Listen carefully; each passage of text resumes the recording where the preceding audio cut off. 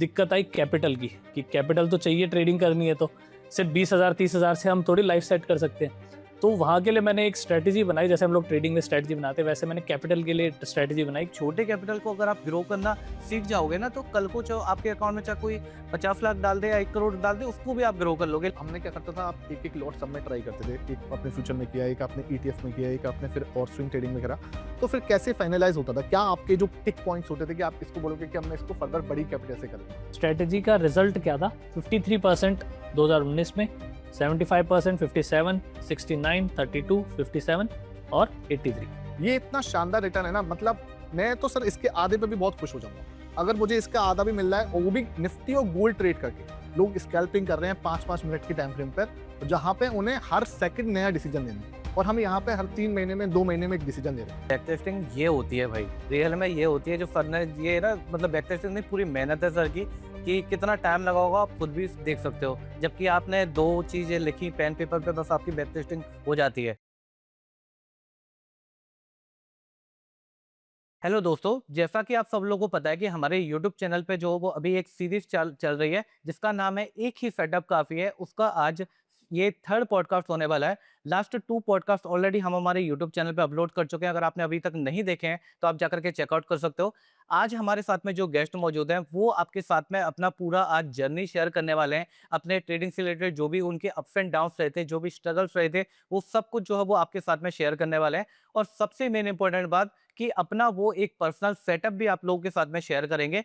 Last time मोहक जी के साथ में जो हमने एक यूनिक कॉन्सेप्ट लर्न किया था, रेशियो चार्ट, उसको आपने बहुत सारा प्यार दिया। सेम आज भी जो हमारे साथ में गेस्ट हैं वो एक बहुत ही यूनिक कॉन्सेप्ट आप लोगों के साथ में शेयर करेंगे। तो चलिए शुरू करते हैं। तो रजनी जी, बहुत बहुत स्वागत है हमारे यूट्यूब चैनल पर। कैसे हो आप? Thank you so much Mohit ji, Gurdeep ji, thank you for inviting me. मैं बहुत अच्छा हूँ, बहुत अच्छा मौसम हो रहा है बाहर। आप बताइए आप लोग के क्या हाल है? हम भी एकदम बढ़िया है। आप हमें थोड़ा सा अपना इंट्रो के बारे में आप बताइए। आप कहाँ से बिलोंग करते हो, कैसे आपका क्या क्या बैकग्राउंड है, तो वो थोड़ा सा आप हमें हमारे ऑडियंस के लिए आप बताइए थोड़ा। जी ज़रूर। तो बेसिकली मैं जयपुर रहता हूँ, अभी मेरा जयपुर में घर है, लेकिन क्योंकि मेरे फादर का बैकग्राउंड एयरफोर्स से रहा है, वो एक रिटायर्ड एयरफोर्स ऑफिसर रहे हैं, तो हम लोग बेसिकली बंजारे लोग हैं और पूरा इंडिया हम लोग देख चुके। तो कभी पटियाला, कभी कर्नाटक में, कभी श्रीनगर, और उसके बाद में लास्ट में दिल्ली में मेरी एजुकेशन पूरी हुई है। और अब हम लोग जो रहते हैं वहाँ पर है वो जयपुर में घर बनाकर। अच्छा, ओके, परमानेंट आप जयपुर में रहते हो। जी। Okay, okay. तो सर आपका इस लाइन के अंदर, जैसे हमने बोला सेबी, आप सेबी रजिस्टर्ड हो, तो यहाँ पे आपका सेबी रजिस्ट्रेशन लेना, इस लाइन के अंदर अपना जो है आपको जर्नी शुरू करना, ये शुरुआत कैसे हुई? आपको कैसे लगा कि मुझे स्टॉक मार्केट के अंदर ही करियर बनाना है, या स्टॉक मार्केट ही मेरे लिए लाइफ जो है आपको जैसे चलानी है? जैसे बोलते हैं ना कि हम लोग यार अपनी लाइफ अगर कहीं पे मूव करनी है, बात पैसे की नहीं होती, हमेशा हमें अपनी लाइफ के अंदर एक पैशन भी फॉलो करना होता है। तो वो चीज़ आपको कब पता लगी कि यार मुझे स्टॉक मार्केट को एज अ पैशन जो है फॉलो करना है और अपनी जर्नी यहाँ से शुरुआत करनी है? तो मैं आपको वो शुरुआत पूछना चाहता हूँ कि वो शुरुआत कैसे हुई थी? गुरदीप जी, बहुत सही बात की आपने, पैशन वाली। तो क्या होता है कि मेरा जो लाइफ में उस डिसीजंस रहे हैं ना, वो बेसिस ऑफ एलिमिनेशन रहे हैं कि मुझे साइंस नहीं पढ़नी थी तो मैंने कॉमर्स ली, मुझे ये नहीं करना था तो ये किया, जो बेटर ऑप्शन होता मैं उसके अकॉर्डिंग गया। लेकिन ट्रेडिंग में जब मैंने पहली बार जाना और एंटर किया तो मुझे एक्चुअल में फील हुआ कि ये राइट ऑप्शन है, ये बेटर ऑप्शन नहीं है, राइट ऑप्शन है मेरे लिए, क्योंकि मैं शायद जॉब नहीं करना चाहता था, मैं खुद से डिसीजन लेना चाहता था। बहुत एक्सपीरियंस लगता है इस चीज़ के अंदर, बहुत मेहनत लगती है वो। तो मैं आपको बताता हूँ कि और सब ट्रेडर्स की तरह और जो भी एक्सपीरियंस्ड इन्वेस्टर है उसी की तरह मेरी शुरुआत भी लॉस से ही हुई। तो एक दोस्त थे जिन्होंने डीमैट अकाउंट खुलवाना था हमारा कमीशन बेसिस पे। तो उन्होंने हमारा डीमैट अकाउंट खुलवाया, उन्होंने पैसे डलवाए और उन्होंने एक कॉल दिया जिससे एक ही दिन में पूरे के पूरे पैसे चले गए। अच्छा, कितना अमाउंट था वो? वो छोटा अमाउंट था, 20,000 से शुरू किया था, मैं कॉलेज में ही था बेसिकली। तो इंटर्नशिप वगैरह करता था, 12th के बाद से ही मैं खुद की इंटर्नशिप करता था, काम करता था। तो मेरे पास छोटा अमाउंट था, मैंने छोटा अमाउंट लगाकर देखा, लेकिन मुझे इतना एक्सपेक्टेड नहीं था कि एक ही दिन में पूरा चला जाएगा। तो उस टाइम पे वो बड़ा अमाउंट था मेरे लिए। तो थोड़ा शॉक लगा मुझे, मैंने उसे बिठाया पहले, तो मेरा दोस्त था, मैंने उससे पूछा कि यार तूने किस बेसिस पे कॉल दिया मुझे? क्यों बताया मुझे कि ये लेना चाहिए? तो उसने बोला मुझे बताया गया था ब्रोकर से, तो मैंने आपको भी ऐसे ही बता दिया। तो मुझे लगा यार ये सही चीज़ नहीं हुई, है ना? ये जब तक मुझे नॉलेज नहीं थी, इन्फॉर्मेशन नहीं थी, मैं पैसा लगाया क्यों? तो वहाँ से मैंने सीखने की शुरुआत की। तो मैं कॉलेज ख़त्म होते-होते सीखना शुरू कर चुका था। फिर दिक्कत आई कैपिटल की कि कैपिटल तो चाहिए ट्रेडिंग करनी है तो, सिर्फ 20,000 30,000 से हम थोड़ी लाइफ सेट कर सकते हैं। तो वहाँ के लिए मैंने एक स्ट्रैटेजी बनाई, जैसे हम लोग ट्रेडिंग में स्ट्रैटेजी बनाते हैं, वैसे मैंने कैपिटल के लिए स्ट्रैटेजी बनाई कि मैंने कैंपस प्लेसमेंट ली, मैं देहरादून गया, मैंने 6 महीने काम किया। उस चीज़ ने मुझे एलिजिबल कर दिया एक लोन लेने के लिए। मैंने लोन लिया, मैंने एक कमर्शियल व्हीकल डाला जो ओला उबर में चलाया था, मैंने एक ड्राइवर उसके ऊपर लगाया जो मेरी एक रेगुलर इनकम निकाल के मुझे दे रहा था। अब मुझे 1 साल का टाइम मिला जिससे मैं फ़ोकस कर पाऊँ कि क्या-क्या सीखना है, कैसे-कैसे सीखना है। फिर मैंने ढूँढने शुरू किए लोग वो जो एक्चुअल में बता सके। अभी तो बहुत आप लोग जैसे चैनल्स चला रहे हैं, तो बहुत सारी इन्फॉर्मेशन यहाँ अवेलेबल है। उस टाइम पे 2016-17 के टाइम पे बहुत कम अवेलेबल थी। तो मैंने फिर वहाँ से शुरुआत की, देखना, उन लोगों को पकड़ना, उनसे सीखना, उनके पीछे पड़ना कि किस तरीके से क्या सीखा जा सकता है। बहुत गलत डायरेक्शन में लेके गए, बहुत सही डायरेक्शन में लेके गए क्योंकि फैमिली में पहला ट्रेडर इन्वेस्टर था मैं। तो ये दिक्कत रहती कि गाइडेंस नहीं मिल पाती। उनका भी कोई बैकग्राउंड नहीं है पीछे जो है। कोई बैकग्राउंड नहीं है, फादर एयरफोर्स में है, मेरे ग्रैंडफादर वो थे टीचर थे और कहीं से बैकग्राउंड दूर-दूर तक नहीं था। लेकिन पेरेंट्स सपोर्टिव रहे, उन्होंने देखा कि मेहनत कर रहा है, जब मेहनत दिखती है तो उसमें लगता है कि यार रिज़ल्ट आएगा। तो वो उस तरीके से सपोर्टिव थे लेकिन वो गाइडेंस नहीं दे सकते थे। तो सर आप पहले पहले आप बिज़नेसमैन बने कहीं न कहीं देखा जाए तो। पहले आपने एक बिज़नेस शुरू किया, उससे आपने कैपिटल अरेंजमेंट किया और उसके बाद आप कहीं न कहीं अपना जो है जर्नी आपने स्टार्ट किया। साथ के साथ आप लर्निंग कर रहे थे। लेकिन यहाँ पे क्या करते हैं ना 80% लोग जो हैं स्टार्ट करते हैं जब, वो सीधा जो उनके पास कैपिटल है, if I am not wrong please आप ऐड करना। वो क्या करेंगे एक्चुअली अगर उनके पास 5 लाख रुपए हैं, 10 लाख रुपए वो सीधा एंटर कर जाते हैं। तो आपने एक चीज़ देखी पहले छोटा लॉस लिया जैसे मुझे समझ में आ रहा है आपने 20,000 का लॉस लिया। आपको ये समझ में आ गया कि 20,000 के लॉस के बाद भाई ये मैंने तरीका जो था, जो जिस तरीके से आप जा रहे हो वो गलत है। उसके बाद आपने सीखना स्टार्ट किया, लेकिन आपको ये समझ में आ चुका था कि कैपिटल नहीं है, तो फिर आपने खुद का एक बिज़नेस स्टार्ट किया। अब मुझे ये बताओ कि सर वो बिज़नेस चलाने का आपके दिमाग में कैसे आया कि यार ये कैपिटल का सबसे बेस्ट वे हो सकता है? मतलब मैं एक्चुअली ये भी जानना चाहता हूँ कि आपका उस समय माइंडसेट क्या था कि यार पहले मैं बिज़नेस शुरू करूँगा, मेरा कैपिटल अरेंजमेंट होगा, इतने टाइम में मैं अपना जो है सीख लूँगा।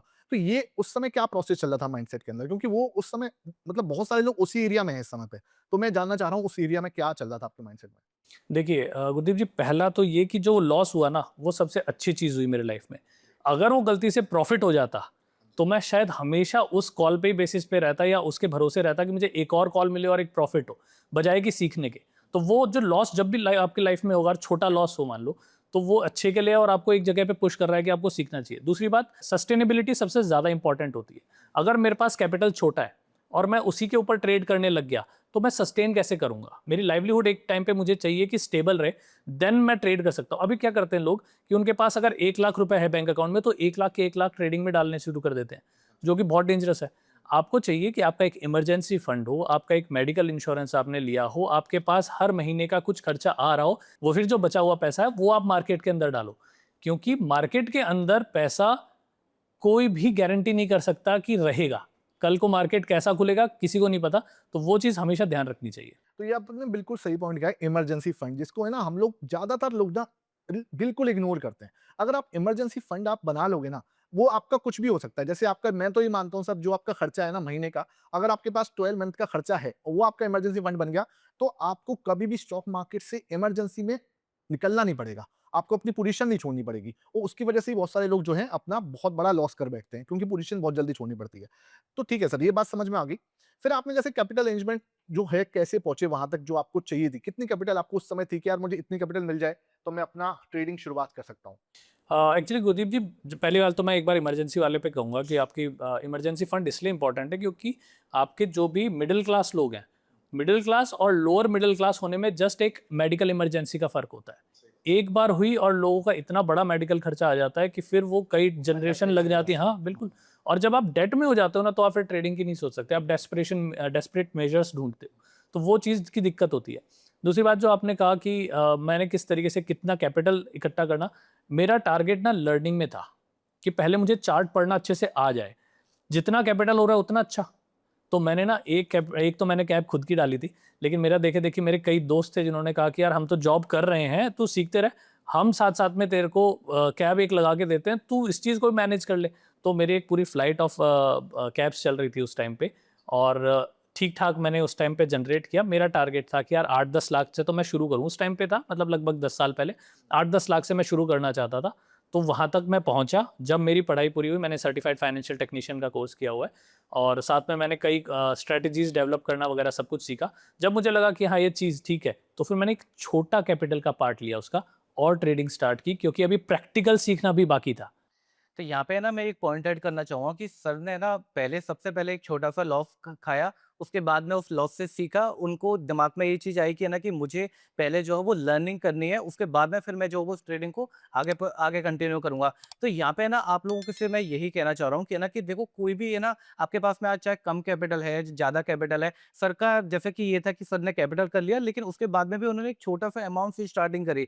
आप लोग नहीं कि मेरे अकाउंट में जितने भी आपके 5 लाख पड़े हैं या 4 लाख पड़े हैं या 2 लाख पड़े हैं, आपने सीधा जो है उनको लेकर के आप घुस जाते हो मार्केट में। ऐसा आपको कभी नहीं करना है। एक छोटे कैपिटल को अगर आप ग्रो करना सीख जाओगे ना, तो कल को जो आपके अकाउंट में चाहे कोई 50 लाख डाल दे या 1 करोड़ डाल दे, उसको भी आप ग्रो कर लोगे। लेकिन अगर एक छोटे कैपिटल को ही अगर आप ग्रो करना नहीं सीख पा रहे हो, उसको ही नहीं कर पा रहे हो, तो कितना भी बड़ा अमाउंट कोई भी डाल दे, उसको आप ग्रो नहीं कर पाओगे। तो सर उसके आगे कैसे हुआ? फिर आपने कैसे आगे जर्नी शुरू हुई आगे? उसके बाद जैसे मेरा साथ-साथ में लर्निंग कर्व चलता रहा, तो मैंने जैसे स्ट्रैटेजीज़ बनाई थी, अपनी ट्रेडिंग कर रहा था, तो कुछ फर्म्स थे ऑस्ट्रेलियन हेज फंड्स वगैरह, तो उनसे मुझे कॉन्टैक्ट कराया मेरे एक म्यूचुअल फ्रेंड ने और उन्होंने मुझे स्ट्रैटेजीज़ डेवलप करने के लिए दी। उस टाइम पे पाइनस्क्रिप्ट में होती थी, जावा वगैरह में होती थी, पाइथन में होती थी, तो वो मैंने डेवलप की उनके लिए बैक टेस्ट किया और उन्होंने मुझे मुहैया कराया डेटा। ठीक है, तो उन्होंने मुझे सारा डेटा अवेलेबल कराया जो कि नॉर्मली अवेलेबल नहीं होता हमको।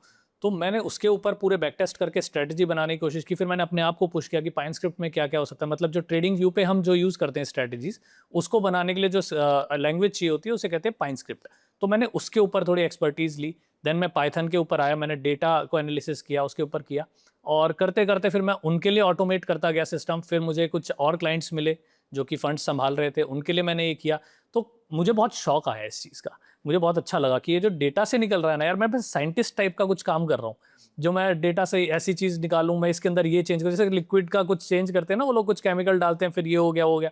कई बार वो फट भी जाता था, तो मेरे उसमें आपको रिज़ल्ट मज़ा हैरान आ के रहा था कहीं न कहीं उन चीज़ों को चेंज करके चेक करना, देखना उनको जो है। बिल्कुल, मुझे डेटा एनालिसिस के अंदर बहुत मज़ा आने लगा। अभी उस टाइम से मतलब 2018-19 से अब तक ने मैंने इतनी बड़ी लाइब्रेरी बना ली है स्ट्रैटेजीज़ की, डिफरेंट पर्सपेक्टिव्स की, किस मार्केट की, अब आप फॉरेक्स की कहो या गोल्ड की कहो या उनके कॉम्बिनेशन में, रेशियोज़ में, इंडियन मार्केट की, मैंने इतनी बड़ी लाइब्रेरी बनाई है और मुझे उसका बहुत शौक है और जब मैं लर्निंग करने लग गया ना, तो ये चीज़ थोड़ी-सी आसान हो गई। ऐसा नहीं कहूँगा कि मार्केट में सब कुछ आसान हो गया, क्योंकि आपको अडैप्ट करते रहना पड़ेगा।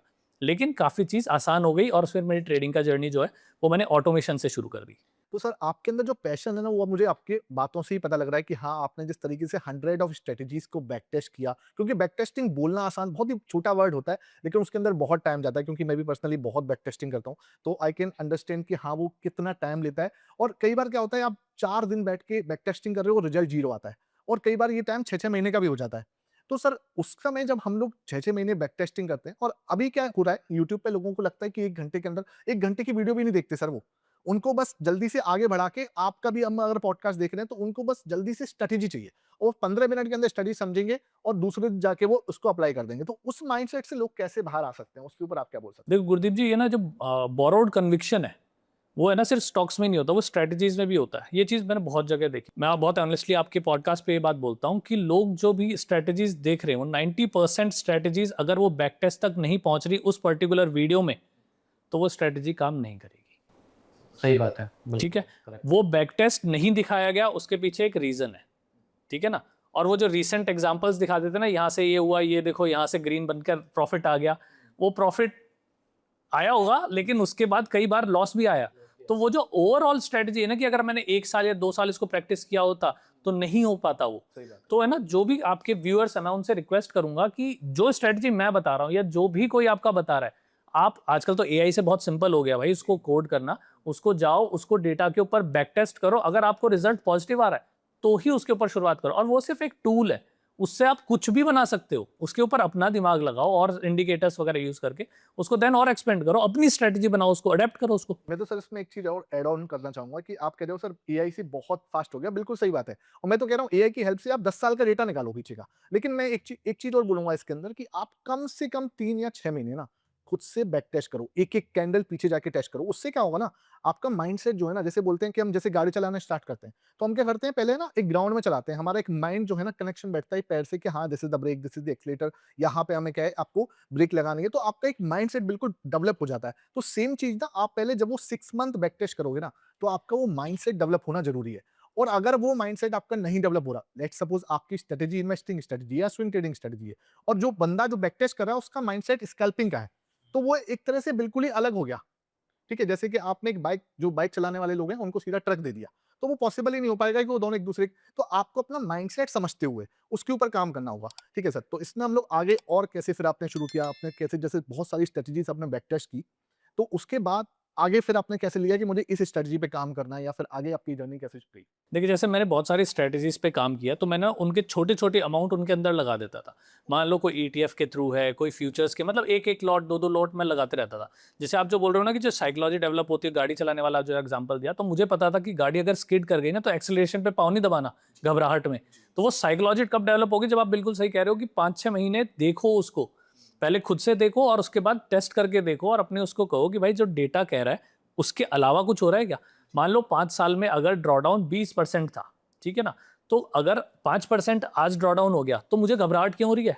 20% तो देख चुका ना ये स्ट्रैटेजी, तो उस पे भरोसा रखो। तो ये सारा होगा जब आप एक्चुअल में जाकर डेटा देखोगे और जितना इन्वॉल्व होगे ना, उतना आपका कन्विक्शन बढ़ेगा उसमें। और बैक टेस्टिंग जो है ना वो कॉन्फिडेंस मतलब ये समझ लो कि एक ट्रेडर की बैक टेस्टिंग जो होती है ना वो उसकी बैकबोन होती है। अगर आपने किसी सिस्टम को अगर अच्छे से बैक टेस्ट किया तो आपको उसके बारे में सब पता होगा। यहाँ पे ना लोग जो जंप करते हैं ना स्ट्रेटजीज मेरे पास में मतलब इतने हज़ारों क्वेश्चन्स आते हैं, इतने लोग पूछते हैं कि सर मैं टिक नहीं पाता। मैं 2 दिन यूज़ करता हूँ, 4 दिन यूज़ करता हूँ। आपने जो सेटअप बताया मैंने 1 हफ्ते फॉलो किया, फिर मैंने छोड़ दिया। ये जो प्रॉब्लम है ना आपकी स्विच करने की, ये प्रॉब्लम ही इसीलिए है क्योंकि आपने उस सेटअप को बैक टेस्ट ही नहीं किया। आपको पता ही नहीं है। अब जैसे कोई भी स्ट्रेटजी है जब उस पे अपन वर्क करते हैं तो भाई 4 दिन लॉस भी लगते हैं, तो 6 दिन प्रॉफिट भी होता है, फिर 2 दिन भी लॉस लगता है। तो वो जो लॉसेस का जो सीरीज़ है ना वो आपको पता कैसे चलेगी? वो तभी तो चलेगी जब आप बैक टेस्ट करोगे पीछे जा कर के। अपना ड्रॉ डाउन आपको पता होगा कि यार मैं लास्ट जो है वो इतना ही लूज़ कर सकता हूँ, इतना मेरा ड्रॉ डाउन हो सकता है। जब इन कोर चीज़ों के बारे में अगर आपको सेटअप के बारे में नहीं पता, आप किसी भी स्ट्रेटजी को फॉलो नहीं कर सकते, चाहे सर ने सिखाई है, चाहे हमने सिखाई है, या दुनिया में किसी भी यूट्यूब चैनल से आपने सीखी है। मैं आपको इस पे और एक बात बताता हूँ। मोहित जी, जैसे ना कोविड का टाइम था, तो उस टाइम पे हमारे पास बहुत सारा टाइम था घर पर बिताने का। तो उस टाइम मैं ना कुकिंग सीख रहा था। बहुत लोग सीखना शुरू किया था, किसी ने गार्डनिंग शुरू की थी, तो मैंने कुकिंग सीखनी शुरू की। तो मेरे पास रेसिपी होती थी कि ऐसे-ऐसे बनाना है ना, तो मैं कुकर पे लगा देता था। लेकिन मुझे लगता था यार सीटी नहीं आ रही। तो मैं क्या करता था, कभी है ना उसकी गैस अब ज़्यादा करता था, कभी चम्मच लेके उसकी जो वो ऊपर वाला होता है ना उसको ऊपर करता था, कभी लिड खोल के देखता था। तो क्या होता था, जो चीज़ बननी चाहिए टाइम पर क्योंकि प्रोसेस पे होना है, तो पहले ही आपने हाँ, मैं उसको खराब कर देता था कि वो नहीं गली नहीं, मेरी दाल गली नहीं फिर, है ना? तो वही चीज़ है ना लोग इसमें भी करते हैं कि अगर एक मान लो लॉस हो गया, है ना? तो वो क्या करते हैं, पहले इंडिकेटर बदलेंगे, फिर टाइम फ्रेम बदलेंगे, फिर स्ट्रैटेजी बदलेंगे, फिर उसका जो एसेट है वही बदल देंगे। पूरा और चेंज जो कर मेन देते चीज़ हैं। है वो बदलेंगे नहीं जो कि माइंडसेट। करेक्ट, बिल्कुल सही कह रहे हो आप। और उनको ना टाइम चाहिए, एक स्ट्रैटेजी के ऊपर आप उसे बढ़ने के लिए टाइम तो आज आपने बीज लगाया, तो कल को थोड़ी पेड़ बन जाएगा। एकदम से थोड़ा ना ग्रो हो जाता है पेड़ जो है, वो टाइम दो आप उसको, उसको ब्रीथ करने का मौका दो आपकी ट्रेडिंग स्ट्रेटजी को। और अगर कुछ अनयूजुअल हो रहा है तो जाके चेक करो भाई ये कहीं अप ट्रेंड की स्ट्रेटजी तो नहीं है, मोमेंटम की स्ट्रेटजी और मार्केट कहीं साइडवेज तो नहीं है। पर ऐसा नहीं कि आप उसको बिना देखे चेंज कर दोगे कि ये तो काम नहीं कर रही। ये बहुत गड़बड़ चीज हो जाती है। तो सर इसमें ना जैसे आपने अभी बोला कि हमने क्या करता था आप एक-एक लॉट सब में ट्राई करते थे। एक आपने फ्यूचर में किया, एक आपने ईटीएफ में किया, एक आपने फिर और स्विंग ट्रेडिंग में करा। तो फिर कैसे फाइनलाइज़ होता था? क्या आपके जो टिक पॉइंट्स होते थे कि आप इसको बोलोगे कि अब मैं इसको फर्दर बड़ी कैपिटल से करूँगा? तो वो क्या टिक पॉइंट्स रहते थे? गुरदीप जी, वो टिक पॉइंट्स जो है वो डिपेंड करते थे सबसे पहले कंसिस्टेंसी के ऊपर। ठीक है, जो चीज़ मुझे कंसिस्टेंटली पैसा दे रही है और दूसरी चीज़ जो रिस्क डिफाइन कर रही है। ऐसा नहीं है जिसके अंदर मुझे बहुत ज़्यादा रिस्क हो रहा है, लेकिन मुझे कंसिस्टेंटली छोटा-छोटा प्रॉफ़िट लेकिन लगातार दे रही है। तीसरी बात जो बहुत इंपॉर्टेंट है, लोग इग्नोर करते हैं, वो है कि उस स्ट्रैटेजी के पीछे एक रैशनल होना चाहिए। उसकी हर एक पॉइंट के पीछे एक रैशनल होना चाहिए। ऐसा नहीं है कि हर 3 तारीख को मार्केट ऊपर जाता है तो मैंने बाय कर लिया और फिर जब ऊपर गया तो सेल कर दिया। हो सकता है उससे प्रॉफ़िट बन जाए, पर उसके पीछे रैशनल क्या है? कुछ नहीं। लेकिन उसके पीछे अगर रैशनल होगा कि हाँ, ये टेक्निकली या फंडामेंटली इस चेंज की वजह से होता है, तो मैं उसको ऑप्ट करता हूँ कि उसको मैं फर्दर अपनी शॉर्ट लिस्ट के अंदर लेके आऊँ। फिर कॉम्बिनेशन ऑफ स्ट्रेटजीज, क्योंकि डाइवर्सिफिकेशन बहुत ज़रूरी है। ऐसा नहीं कि एक ही जगह पे हम लोग ट्रेड कर रहे हैं, हम लोग पूरा डाइवर्सिफाई करते हैं। जैसे-जैसे फंड बड़ा होता है, हम डी-लेवरेज करते हैं और फिर उसको फंड को थोड़ा-सा डाइवर्सिफाई करने की कोशिश करते हैं। ओके, तो सर इसके अंदर जैसे आपने फंड की बताया कि आप फंड को डाइवर्सिफाई करते हो। तो डाइवर्सिफाई करने के लिए जैसे हमें बहुत सारी स्ट्रेटजीज़ की ज़रूरत पड़ती है। फिर आपने बोला कि मैं क्या करता हूँ स्ट्रेटजीज़ को छोटे-छोटे पार्टों में तोड़ देता हूँ और मेन जो कंसिस्टेंसी वाली बात बोली आपने, मैं इसमें आपने बोला छोटा-छोटा प्रॉफिट, मैं इसमें एक लाइन ऐड करना चाहूँगा। छोटे-छोटे प्रॉफिट के साथ-साथ ना मैं चाहता हूँ छोटा-छोटा लॉस दो। हुँ। वो सबसे ज़्यादा बेनिफिट रहता है। कुछ लोग क्या करते हैं 90% एक्यूरेसी वाली स्ट्रेटजी, 95% जो मतलब फेल ही नहीं हुई ऐसी स्ट्रेटजी। उसके अंदर सर मैं एक रिस्क समझता हूँ कि एक बार जब वो लॉस होगी ना, जो 95% में जो 5% लास्ट जो बच रहे हैं ना, वो आपके पूरे कैपिटल को वाइप आउट कर देंगे। ये मैं कहीं न कहीं मुझे समझ में आता है। तो मैं चाहता हूँ सर ऐसा सेटअप होना चाहिए जिसपे छोटा-छोटा लॉस हो। प्रॉफिट आप बड़ा हो रहा है, अच्छी बात है, वो बहुत अच्छी बात है मिल जाए तो, लेकिन छोटे-छोटे लॉस हो।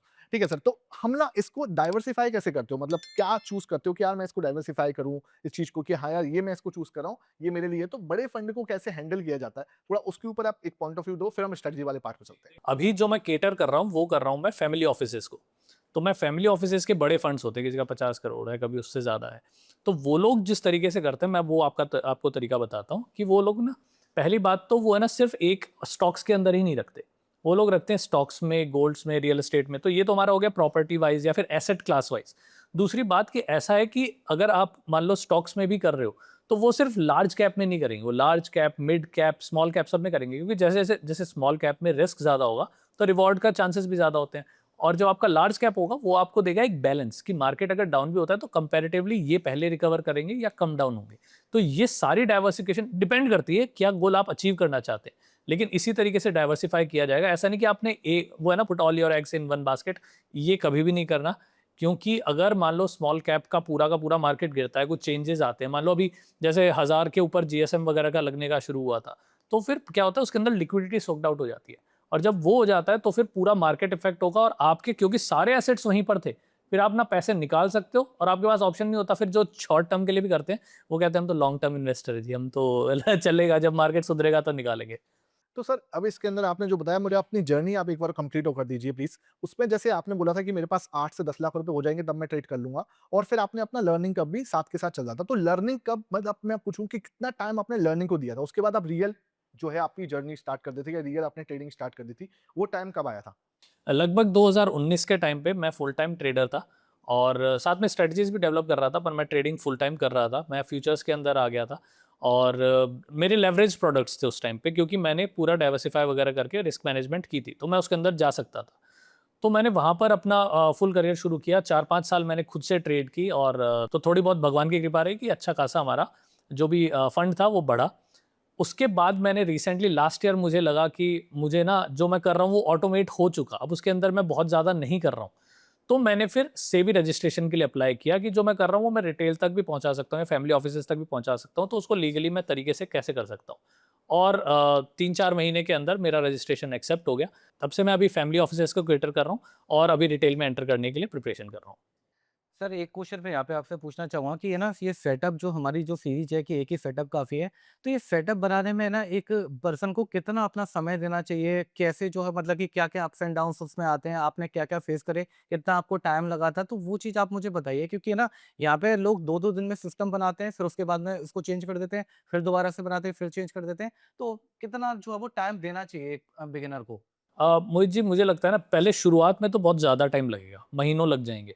लेकिन जैसे-जैसे आप यूज़्ड टू होते, सबका टाइम ओरिजिन वैसे अलग-अलग डिफरेंट सबका, और ये मैं तब बता रहा हूँ जब आप एक्चुअल में टेक्निकल सब जानते हो। जो स्ट्रेटजीज मैं बता रहा हूँ वो टेक्निकल बेसिस पर होंगी। जब आप टेक्निकल इन्फॉर्मेशन नॉलेज सब जानते हो, चार्ट में क्यों हो रहा है, क्या हो रहा है, कैसे हो रहा है, तब आप एक स्ट्रेटजी बनाते हो। और उसके बाद ये जो आज देखो, ऐसा है कि आज आपके ना डेली के बायसेस चेंज होते हैं, ठीक है ना। आज आपने एक स्ट्रेटजी बनाया, आपको लगा बहुत अच्छा है, कल है ना सोते उठ के आपके दिमाग में आएगा यार पर ये वाली चीज़ और देख लेता हूँ, है ना, उसके अंदर इस वाले की वैल्यू चेंज करके देख लेता हूँ, ये वाला एडिशनल डाल देता हूँ, या फिर ये वाले उस वाले मार्केट में काम करती थी क्या, या इसका रेशियो मैं फला चीज़ से चेक कर लेता हूँ। तो ऐसे बहुत सारे सवाल आपको जब डालोगे, अप्लाई करोगे, सॉर्ट करोगे में ना, तो कई हफ्ते लग जाएंगे। हाँ, टाइम लगता है उसमें। जी, उसके अंदर काफ़ी टाइम लगेगा, और उसके बाद आपको एक्चुअली में मैनुअली जाके भी करना है कि आपका डेटा करप्ट तो नहीं था। वो आप जाके चार्ट पे चेक करो, फिर लाइव उसको 1-2 हफ्ते देखो कि आपको समझ आ रहा है क्यों हो रहा है वो। देन फिर आप उसको सेलेक्ट करो और उसके ऊपर छोटा अमाउंट लगाना शुरुआत कर सकते हो। तो मैं तो सर इसको ऐसा बोलता हूँ कि आपका सेटअप आपके जैसे एक छोटी न्यूबॉर्न बेबी की तरह होता है। आपको पूरा उसको पालना पड़ता है। आपको 2 साल, 3 साल जैसे एक बच्चे को पालते हैं, मैं तो उस तरीके से उसको देखता हूँ, उस तरीके से ही उसके ऊपर काम करना पड़ता है। अब देखो सर, आज जो एक सेटअप काफ़ी उसमें सीरीज़ में आप जो शेयर करने वाले हो, उसके बारे में आप बताओगे किस तरीके का सेटअप आपको कितना टाइम डेवलप करने में लगा और किस तरीके का सेटअप है, आप उसका बैक टेस्ट दिखाने वाले हो? क्या है? थोड़ा-सा आप उसका ब्रीफ दोगे? जी, जी, जी। तो है ना, वो मेरी बड़ी लाइब्रेरी में से एक बुक की एक चैप्टर मैं आपके लिए लेके आया हूँ, और वो चैप्टर है एक ऐसी स्ट्रैटेजी का जो कि लगभग हर मार्केट में काम करना चाहिए, ठीक है? अब वो 3 तरीके के चीज़ें होती हैं उसके अंदर, मैं तीनों आपको बताऊँगा डिटेल में, पर मैं आपको ये बताता हूँ कि ये स्ट्रैटेजी है निफ्टी फ्यूचर्स और गोल्ड मिनी की, ठीक है। फ्यूचर्स की स्ट्रैटेजी है, एक एनएससी का प्रोडक्ट है और एक एमसीएक्स का प्रोडक्ट है। लेकिन क्या होता है कि जैसे अब मान लो लास्ट ईयर हमारा मार्केट अक्टूबर 2024 से अच्छा नहीं चल रहा निफ्टी का, है ना, लेकिन गोल्ड कितना भागा, है ना। वो क्यों भागा? क्योंकि जियो पॉलिटिकल टेंशन इतनी ज़्यादा बढ़ गई थी। ट्रंप के एक एक ट्वीट के ऊपर गोल्ड भागा, इसराइल के एक एक बम के ऊपर ट्वीट भागा, है ना, गोल्ड भागा। तो ये जो है कि हमारा मार्केट नहीं चल रहा तो क्या चलता है? सेफ हेवन चलता है ना। ये हमारा बहुत बेसिक है। जब हम लोग ने पढ़ना शुरू किया था स्टॉक मार्केट के बारे में कि स्टॉक मार्केट से पैसा निकाल के लोग गोल्ड में डालते हैं जब टेंशन होती है, और जब टेंशन खत्म होती है तो गोल्ड से निकाल कर वापस स्टॉक मार्केट में डालते हैं। तो मैंने एक बैलेंस बनाया इसका कि कैसे हम दोनों मार्केट में स्ट्रेंथ के अनुसार ट्रेड कर सकते हैं। सिंपल यही है। रूल्स मैं आपको समझाऊंगा, रैशनल मैं आपको समझाऊंगा, बैक टेस्ट मैं आपको दिखाऊंगा, और उसके बाद इसको मैं आपको ट्रेडिंग व्यू पे डिस्प्ले करके भी दिखाऊंगा। तो इंटरेस्टिंग रहेगा और बहुत सिंपल रहेगा उन लोगों के लिए जो सीखना चाहते हैं। तो सर अब सर का बहुत ही शानदार सेटअप, जिन्होंने सर को बनाने में बहुत टाइम लगा, इस सेटअप को बनाने में सर को बहुत सारा टाइम लगा है, तो वो आपके साथ में शेयर करने वाले हैं और उसको हम आराम से समझते हैं। स्टेप बाय स्टेप आपको आराम से देखना है, धीरे-धीरे, बिल्कुल भी देखो स्किप मत करना। अगर आप स्किप करोगे तो मेन जो चीज़ है ना, वो आप यहाँ पे मिस हो जाएगी, ठीक है? तो चलिए अब सर से ना सेटअप समझते हैं हम। सर बताइए। ठीक है, तो ये गोल्ड मिनी और निफ्टी फ्यूचर्स के ऊपर स्ट्रैटेजी है, ठीक है। गोल्ड मिनी क्या होता है कि गोल्ड के ना अलग अलग तरह के फ्यूचर्स होते हैं। गोल्ड खुद होता है, फिर एक गोल्ड मिनी होता है, पेटल्स वगैरह करके भी होता है। तो वो अलग अलग उसके जो पार्ट है उसके हिसाब से होते हैं। गोल्ड मिनी इसलिए लिया है क्योंकि वो 100 ग्राम को रिप्रेजेंट करता है और इसकी एक मूवमेंट जो होता है पॉइंट का वो 10 रुपये हमारा अप या डाउन करता है फ्यूचर्स में, ठीक है। निफ्टी फ्यूचर्स आप जानते ही हो कि 3 फ्यूचर्स होते हैं, हमारा नियर होता है, फार होता है और ऐसे करके, और इन दोनों के बीच में हमारी स्ट्रैटेजी है जो रोटेशनल स्ट्रैटेजी होगी, और उसी के ऊपर हम लोग पूरा सिस्टम बना रहे हैं, ठीक है। शुरू कर रहे हैं जी जी। ठीक है। तो पहले स्टैंडर्ड डिस्क्लेमर, से भी रजिस्टर्ड हूँ, ये मेरा रिस्क मैनेजमेंट है कि ये सिर्फ एजुकेशनल पर्पज़ के लिए, ये सिर्फ एजुकेशनल पर्पज़ के लिए है, इसके अंदर कोई बाय सेल रिकमेंडेशन नहीं है। सेकेंडली, फ्यूचर्स की जो भी स्ट्रेटजीज होती हैं वो लेवरेज प्रोडक्ट होता है, तो उसके अंदर थोड़ा सा सतर्कता बरतनी है, और past performance does not guarantee future results, ठीक है। तो अडेप्टेशन बहुत ज़रूरी है। ये 3 चीज़ें मैं आपको बता देता हूँ इसके अंदर, और अब चलते हैं हम लोग अपने स्ट्रेटजी पे। इसमें डायरेक्ट स्ट्रेटजी बताने की जगह मैंने स्टोरी टेलिंग का सहारा लिया, और इसमें मैंने 2 दोस्तों का मैंने एग्जांपल लिया है, जो कि यहाँ पर हम लोग को एक निफ्टी और एक गोल्ड के बारे में बताएंगे, है ना। तो ये दोस्त हैं मेरे 2, ठीक है। इनका वास्तविक लोगों से कोई संबंध नहीं है, ठीक है। एक हैं दीप और एक हैं मोह, ठीक है, गुरदीप जी, मोहित जी, ठीक है। तो जो दीप हैं वो करते हैं निफ्टी फ्यूचर्स में ट्रेड, और जो मोहित हैं वो करते हैं गोल्ड मिनी में ट्रेड, ठीक है। दोनों अपना अपना एक मार्केट फॉलो करते हैं, फ्रेंड्स हैं, ठीक है। तो ये जो हैं गुरदीप जी हैं, जो जो ये दीप जी हैं, ये अपने पूरे मार्केट के अंदर सिर्फ निफ्टी को ही ट्रैक करते हैं और उसी के ऊपर ट्रेड करते हैं, ठीक है। और जो मोहित जी हैं वो सिर्फ गोल्ड के ऊपर ट्रेड करते हैं। अब दिक्कत क्या है कि हमेशा दोनों मार्केट नहीं चलते, ठीक है ना। कभी हमारा चलता है निफ्टी आगे और गोल्ड सेटल होता है, हाँ, और कभी गोल्ड आगे चलता है, ठीक है। तो ये हमारा रिजल्ट रहा है लास्ट कुछ सालों के अंदर गोल्ड और निफ्टी का, ये मंथली और ये जो है आपका ईयरली। तो कभी आपको दिखेगा कि गोल्ड ज़्यादा अच्छा है, कभी आपका निफ्टी ज़्यादा अच्छा है, कभी दोनों कम है, ठीक है। ये आप देखोगे। तो जब 2 लोगों का मूड डिपेंड करता है आपके मार्केट के ऊपर, और वो दोस्तों, तो जब निफ्टी ज़्यादा अच्छा चलता था तो दीप बहुत खुश होते थे, है ना, जिम में वो वेट ज़्यादा लगाते थे, और वो जो थे वो हल्का वेट लगा रहे हैं। और जब गोल्ड चल रहा था तो ऑब्वियसली वो ज़्यादा चला रहे थे और दीप थोड़ा कम वेट ले रहे थे, क्योंकि मन से दुखी थे यार, मार्केट चल नहीं रहा। तो इसमें क्या हुआ कि एक फ्रेंड आया उनका, है ना, पैटर्न आप समझ रहे हो, फ्रेंड का नाम गैस करो। रजनीश जी। तो जैसा कि आपने गैस किया कि राज आया, है ना। राज ने नोटिस किया कि यार ये 2 दोस्त मेरे जो हैं इनमें कुछ गड़बड़ चल रही है, एक उनका मूड डिपेंड कर रहा है इनके मार्केट के ऊपर, तो हम लोग क्या कर सकते हैं, ठीक है। तो इसने सजेस्ट किया कि हम यार एक स्ट्रेटेजी निकालते हैं कि जो भी मार्केट स्ट्रांग होगा हम उसके ऊपर ट्रेड कर लेंगे, है ना। तो ये दोनों तो एक्सपीरियंस ट्रेडर थे, इन्होंने कहा हाँ यार ठीक है, हाथ मिलाते हैं यार इसके ऊपर कि यार अपने मार्केट के बारे में बताओ, मैं अपने मार्केट के बारे में बताता हूँ, और हम लोग क्या करते हैं एक स्ट्रेटेजी को मिलके बनाते हैं। तो हमारी जो स्ट्रेटेजी बनेगी वो मिलके बनेगी, ठीक है। तो इन्होंने क्या किया कि है ना 3 ऑप्शंस रखे, या तो हम गोल्ड में ट्रेड करेंगे, या तो हम निफ्टी में ट्रेड करेंगे, या तो हम कैश में बैठेंगे, है ना। जब मार्केट अच्छा नहीं चल रहा होगा तो कैश में बैठेंगे। A penny saved is a penny earned. हम लोग क्या करेंगे, पैसा बचाएंगे उस टाइम पे जब मार्केट में ज़्यादा ही उथल पुथल हो रही हो। क्या हुआ था कि कोविड के टाइम पे दोनों मार्केट गिरे थे, है ना, और उसके बाद में फिर मार्केट संभले थे। लेकिन दोनों मार्केट गिरे तब आप ऐसा नहीं कह सकते थे कि गोल्ड सेफ हेवन और वहाँ पर आप पैसे लगा दो, तो आप उस टाइम पे कैश में रहते। तो इन लोगों ने क्या किया कि यार एक सिस्टम बनाया जाए, जो सिस्टम हमें हेल्प करे ये डिटरमाइन करने में कि हमें किस में ट्रेड करना है। अब गोल्ड में करना है, कब हमें निफ्टी में करना है। बिल्कुल। तो इस तरीके से इन्होंने एक सिस्टम बनाया। अब सिस्टम मैं आपको बताता हूँ। पहले मैं आपको निफ्टी और गोल्ड के बारे में थोड़ा बता देता हूँ। निफ्टी जो है हमारा 9:15 बजे मार्केट खुलता है और 3:30 तक रहता है। 9 बजे इसकी जो भी कैलकुलेशंस होती हैं वो होती हैं, आपके प्री मार्केट कैलकुलेशंस होती हैं, और 9:15 बजे मार्केट एक्चुअल में ट्रेड के लिए खुलता है।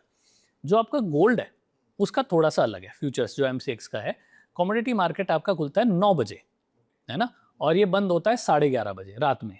ठीक है, वैसे इंटरनेशनल मार्केट जो है वो तो पूरी रात भी चल रहा होता है, लेकिन आपका ये वाला मार्केट जो है हमारा 11:30 तक बंद होता है। तो हमने क्या किया कि इनको एक लेवल पर लेकर आए कि हमें अगर ट्रेड एंटर करनी है तो हमें एक ऐसे टाइम पे करनी है जहां पर दोनों की एक समानता बने। ऐसा नहीं कि हाई लो की वजह से हमने कहीं ट्रेड ले ली बेसिस ऑफ कैंडल, और उस टाइम पे हाई लो ये फ्लक्चुएशन की वजह से वो कैलकुलेशन बैक टेस्ट ना हो सके, है ना। तो हमने क्या किया कि यार एक मार्केट खुल रहा है 9 बजे, एक खुल रहा है 9:15 बजे। 9:15 बजे खुलने वाले मार्केट में पहले उथल पुथल होगी, है ना, वॉलेटिलिटी बढ़ेगी। तो हम लोग क्या करते हैं कि 9:30 बजे जब दोनों मार्केट थोड़ा सा उथल पुथल करके बैठ जाते हैं, उस टाइम पे हम स्विच करेंगे। जो भी इस स्ट्रेटजी में ट्रेडिंग होगी, आपकी स्विच होगा या एंट्री होगी या एग्जिट होगी, वो 9:30 बजे ही होगी। ओके, ठीक है। ठीक है, आगे चलते हैं। इसके अंदर हमने कुछ यूज़ किया है 15 दिन, 60 दिन। 15 दिन हमारा शॉर्ट टर्म ट्रेंड बताता है, 60 दिन हमें लॉन्ग टर्म ट्रेंड बताता है। तो चेंज जब पता करना होता है तो 15 को हम 60 से कंपेयर करेंगे, है ना। अब मैं आपको धीरे धीरे इसके रूल्स समझाते जाता हूँ, बहुत आसान है ना। इंटरेस्टिंग है क्योंकि सब रैशनल बेस्ड है। तो हम क्या करेंगे, हम दो चीज़ों को देखेंगे। हम नहीं, मतलब मेरे ख्याल से दीप और मोह जो करेंगे वो क्या करेंगे कि सबसे पहले डायरेक्शन देखेंगे, है ना। डायरेक्शन देखने के लोग क्या करेंगे कि वो 60 दिन का EMA और 15 दिन के EMA के अंदर डिफरेंस देखेंगे कि कितने % का डिफरेंस आया है। ठीक है, इससे आपको पता चलेगा डायरेक्शन का। ठीक है, अब मान लो कोई आदमी अगर डायरेक्शन ही सही नहीं होगा, जा तो बहुत तेज रहा है लेकिन डायरेक्शन सही नहीं होगा, तो फिर हमारे काम का नहीं है। सही बात है, मेहनत अपने डायरेक्शन में की जाए तो फिर तो बेकार है। बिल्कुल सही बात। और हमारी जो स्ट्रेटेजी है ना उसमें अंदर सेलिंग नहीं है। सेलिंग क्यों होगी? जब सेलिंग होती है मार्केट के अंदर तो गोल्ड में तो शिफ्ट होते हैं। तो हमारी सिर्फ बाइंग की स्ट्रेटेजी है, हम बाय करेंगे और एग्जिट करेंगे। ठीक है, तो हम लोग क्या करेंगे, इसके अंदर डिफरेंस देखेंगे और उसके डिफरेंस का एक स्कोर निकाल लेंगे। जैसे मान लो कि आपका 60 दिन का EMA चल रहा था 100 पर, है ना, क्योंकि वो जो आपका 60 दिन का होगा वो फार होगा आपके मार्केट से, और जो 15 डे का होगा तो वो क्लोज होगा। तो जब एक बुलिश मूवमेंट होगा तो 15 वाला ज़्यादा अच्छा जल्दी रश करेगा एज कम्पेयर टू 60 वाला। तो उसका डिफरेंस निकालकर हम एक परसेंटेज में निकाल लेंगे। ठीक है, हमने परसेंट निकाल लिया। जैसे डायरेक्शन इन दोनों का डिफरेंस था, ये 100 पे था, ये आपका 105 पर पहुंच गया है, तो हमारा डिफरेंस कितना आया? 5% का। ठीक है, ये हो गया डायरेक्शन, एक स्कोर।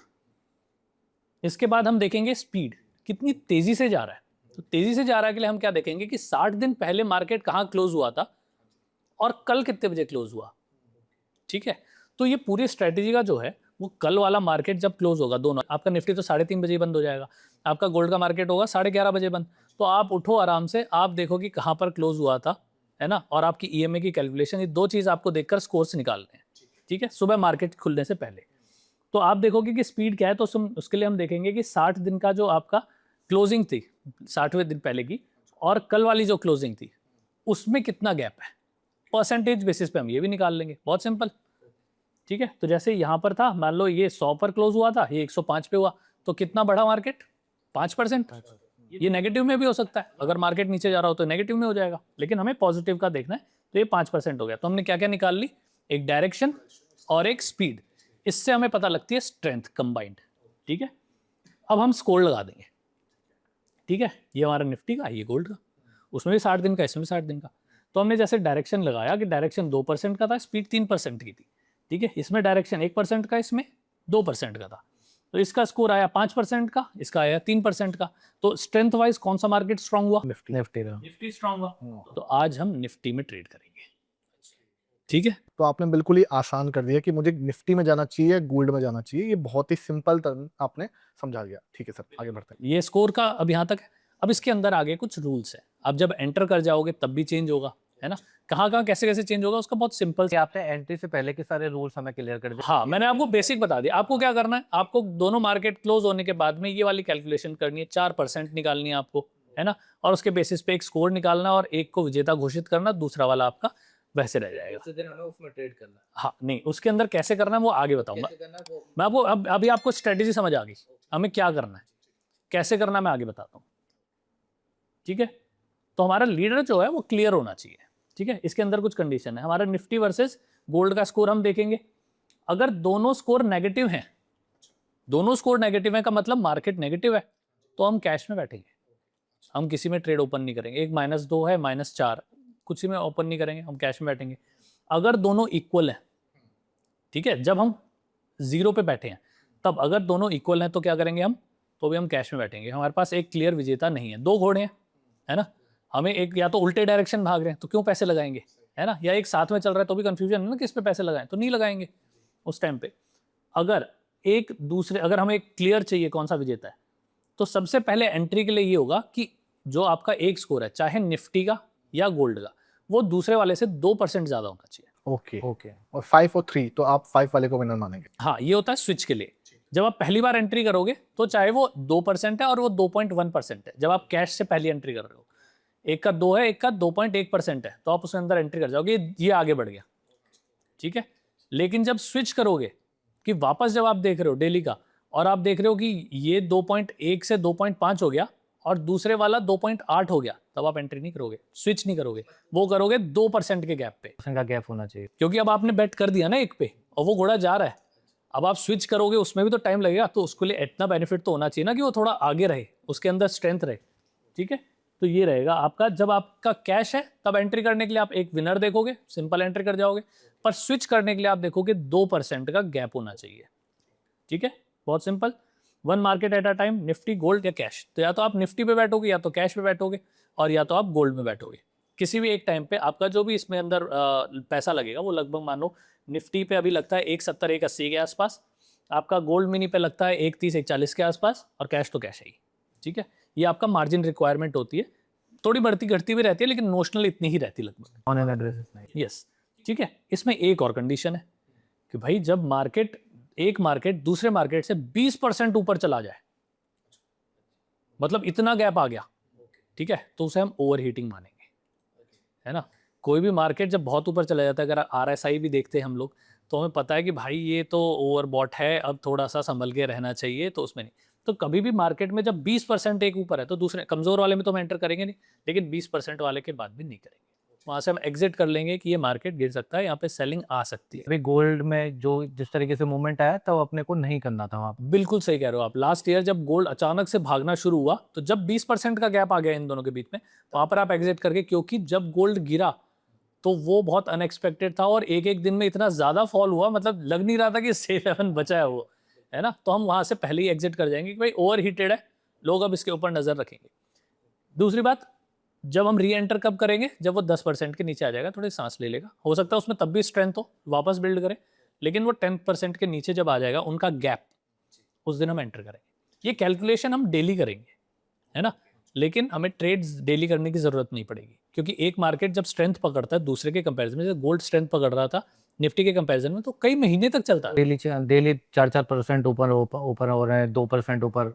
Correct correct. और जब तक 2% का इसमें स्ट्रेंथ नहीं बढ़ा तब तक हम एंटर नहीं करेंगे। और सेम जैसे कोविड के टाइम पे था, जब निफ्टी वगैरह रिकवर करना शुरू हुआ था, तो उसकी स्ट्रेंथ ज़्यादा थी इससे कंपैरिजन में, तो हम उसके ऊपर भी किया और कई महीने तक वही किया, है ना। तो ये यहाँ तक रूल्स क्लियर है आपको, ठीक है। एक बार और फिर देख लेते हैं, क्योंकि ये रूल बहुत इंपॉर्टेंट है कि भाई जब दोनों स्कोर्स नेगेटिव है तब क्या करेंगे हम, कैश में बैठेंगे। जब आपका स्कोर एग्जैक्टली इक्वल है तब भी कैश में बैठेंगे। कैश में बैठेंगे। अगर कोई पोजीशन नहीं है और एक दूसरे से पॉजिटिव है ना, तो फिर अपन क्या मान लो एक नेगेटिव है एक पॉजिटिव, तो हम पॉजिटिव वाले में ऑटोमेटिकली जाएंगे, पॉजिटिव वाला है ना। अगर ऑलरेडी होल्डिंग है तो चैलेंजर को कितने % से ज्यादा मूव करना है, 2% से, वो हम स्विच कर जाएंगे।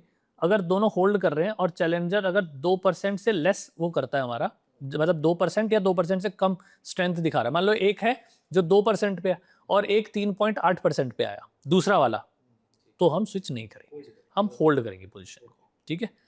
इस पूरी स्ट्रेटजी के अंदर एक रोल ओवर नाम की चीज़ होती है, क्योंकि कॉन्ट्रैक्ट्स एक्सपायर होते हैं। तो जो निफ्टी है उसके अंदर आप लास्ट डे आप उसको रोल ओवर कर सकते हो दूसरे कॉन्ट्रैक्ट में अंदर, लेकिन जो गोल्ड मिनी है उसके अंदर एक टेंडर पीरियड होता है जहाँ पर आप कमिट करते हो कि मुझे एक्चुअल गोल्ड लेना है ना। तो इसलिए आप 5 दिन पहले एग्जिट करके दूसरे वाले कॉन्ट्रैक्ट में आ जाओ। ठीक है, इस सेम स्ट्रेटेजी को दूसरे वाले कॉन्ट्रैक्ट से कंपेयर करना शुरू कर दो, जो आपका कंटिन्यूस चार्ट होगा वो उस वाले के कंपैरिजन में आ जाएगा। सिंपल। ठीक है, तो दीप ने, मोह ने और राज ने मिलकर एक स्ट्रेटेजी बना ली। ठीक है जी, तो इसमें क्या होगा, 859 मैंने इसलिए लिखा है कि मार्केट से पहले हम कैलकुलेशन करेंगे। 859 पे हम लोग देखेंगे कि डायरेक्शन क्या है, स्पीड क्या है और क्वालिटी लीडर कौन सा है, और उसके बाद या तो हम निफ्टी में जाएंगे या गोल्ड में जाएंगे या कैश में जाएंगे। ठीक है, 9:30 पर हम लोग एग्जीक्यूट करेंगे। क्यों? क्योंकि दोनों मार्केट ओपन हो चुके होंगे, जो वॉलिटिलिटी है वो थम चुकी होगी। तो उस टाइम पे 9:30 पे, मतलब जैसे 9:15 की आपकी कैंडल हो रही है, जब क्लोज हो रही होगी तब आप किसी से एग्जिट करोगे और दूसरे वाले में एंटर करोगे 9:30 के टाइम पे। ठीक है, इसको ऑटोमेट करना है तो 9:30 पे किया जाए। ठीक है, बाकी आपको रूल्स समझ आ गए हैं सारे के सारे। एक बार सर आप है ना रूल्स ना कैमरे में देख के पूरा एक बार क्लियर कर दो, सो दैट ना एक बार आप समरी जैसे हम लोग बोलते हैं ना उस तरीके से आप 2 मिनट के अंदर वो समझा दीजिए। ठीक है, मैं स्ट्रेटेजी की आपको समरी बता देता हूँ कि हमें ना स्कोर देखना है। इसके अंदर ना 2 ईएमए यूज होंगे, 15 ईएमए डे चार्ट पर और 60 ईएमए डे चार्ट पर। हम देखेंगे कि हमारा जो 60 ईएमए से 15 ईएमए है वो कितने परसेंट बढ़ा। ठीक है, ये एक स्कोर होगा। और दूसरा स्कोर होगा कि 60 दिन पहले मार्केट जहां क्लोज हुआ था, कल रात को मार्केट उससे कितना परसेंट बढ़ा या घटा, ये दूसरा स्कोर होगा। ये दोनों हम ऐड करेंगे निफ्टी के लिए और गोल्ड मिनी के लिए। इसके बाद हम स्कोर देखेंगे कि अगर किसी का ज़्यादा आया तो वो एंटर, तो उसके अंदर हम एंटर करेंगे। अगर दूसरे वाले में स्विच करना है तो एटलीस्ट 2% से ज़्यादा उसके अंदर स्ट्रेंथ होनी चाहिए एज कंपेयर टू हमारी करंट होल्डिंग। ठीक है, और हमें ये एग्जीक्यूट कब करना है, 9:30 बजे। कल के मार्केट का क्लोज हमने अगर 9 बजे पता चल चुका होगा, उसके बाद 9:30 बजे हमें स्विच करना है, एग्जिट करना है या एंट्री करनी है। ठीक है, हमें ना एक बार बैक टेस्टिंग डाटा और दिखा दीजिए, आप जो आपने दिखाया था ना। जी जी जी, मैं आपको बैक टेस्ट डाटा दिखाता हूँ।